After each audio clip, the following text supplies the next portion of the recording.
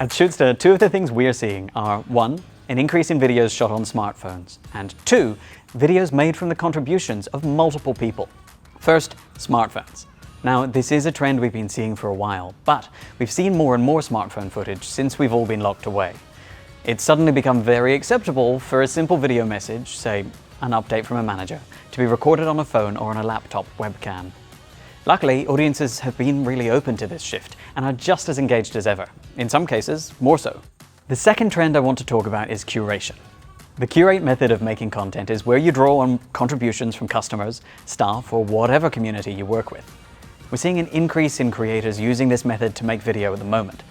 Two benefits of this are 1, that it shares out the work of making video, and 2, that the end result for the audience has the combined power of all the contributors' expertise, or authority, or passion. We're also seeing these two trends working together, where simple smartphone shot clips from multiple people are being stitched together to create videos that have a sense of community. One client I've been working with lately has taken these two ideas a step further and is creating an entire training program using smartphone shot contributions from experts from around their business. So don't let the lockdown slow you down. Try out shooting on your smartphone and experiment with creating your video footage from multiple contributors. No longer having teams in close proximity means collaboration is less organic, less spontaneous, and less effective. That's why it's no surprise that, here in the US, our team is seeing a greater focus on keeping everyone connected through business and service updates, an increase in fun, positive, and morale-boosting content, as well as content series to prioritize consistency of communication and keep everyone on the same page. If you're looking for some awesome examples of content that's crowdsourced, text-based, stock image or stock video-based, simply animated, basically anything that's valuable in our stay-at-home climate, check out this video Google released recently.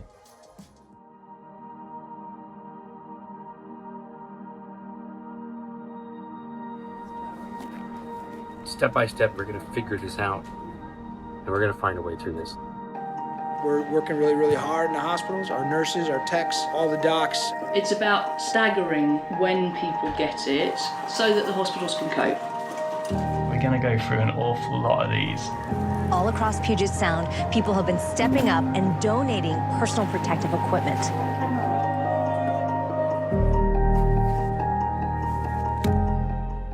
Google has been running videos like this for years, and they've all been quite simple in concept, but super effective at telling stories and building brand. Their focus is always narrative, likely asking themselves the question, how can we tell stories through something as simple as a Google search? Thinking outside of the box and exploring new ways to communicate and create content will only strengthen your ability to connect with your audience right now and in the future. So lock down that key message or goal you and your company are trying to accomplish, and let's see how it might look in a new light. So what sort of content are we really seeing surge in the UK? Well, first off, it's how-to videos. A lot of L&D departments are jumping at the chance to have a captive audience at home who want to be trained up. The next type of content is then get-to-know-you videos and get-to-know-you podcasts as well. But people are doing really powerful content around getting to know each other, getting to know their teams. In fact, one of the nicest examples I had of this the other day was with a Shootster client telling me that their CTO had actually done a get-to-know-me video from their kitchen in their pajamas, and they gave a little tour of their very nice kitchen as well. We're seeing a lot of this get-to-know-you content in the form of podcasts too, and we're seeing a lot of organizations take advantage of podcasts to help people get to know their peers, get to know senior leaders, and really have some in-depth, interesting conversations which go a little bit outside of the bounds of typical business communication. It's a whole lot of fun and really, really engaging for employees who are scattered, well, across the country, even the continent in a lot of cases.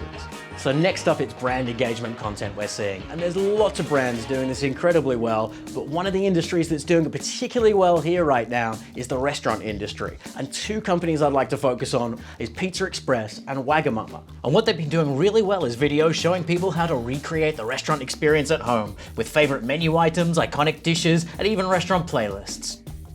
Those have been the key areas we've been seeing here in the UK. It's how-to videos, it's get-to-know-you videos, and podcasts as well, and finally brand engagement content.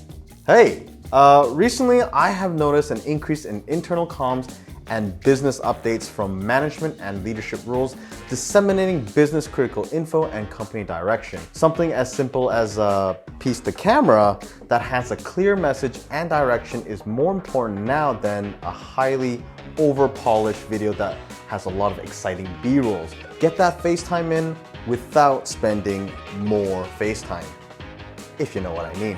Some other great trends are publishing recorded webinars, fireside chats, town hall sessions, and other forms of traditional business conversations that would normally be done live. These recordings are super helpful to get more information in greater detail so people can catch up on the information at their own time and pace. With a little bit of branding and editing, we can spruce up these longer webinar videos and make it look a little more polished before releasing it online for viewers to have playback options. Following up on the recorded webinar conversation there are also a lot more promos and advertising being created from the long form recording to help promote and reach out to a greater group of people. You can create one by simply developing a few key copies of text and recycling bite-sized interesting moments from the long form webinar to create these promo videos.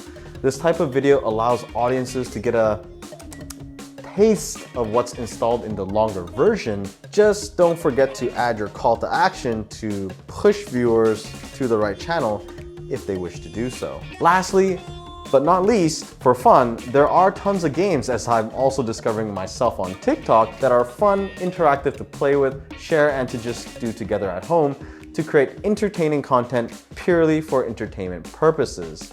Here's one of my favorites. Let's go! Now, there's plenty more going on out there, but these are the top corporate business trends I've noticed. Hope this helps everyone watching right now. I hope you're staying home, staying safe, and you and your family are healthy. Reach out if you need more help with anything else. I will try to help you. Ji Kui out. Peace.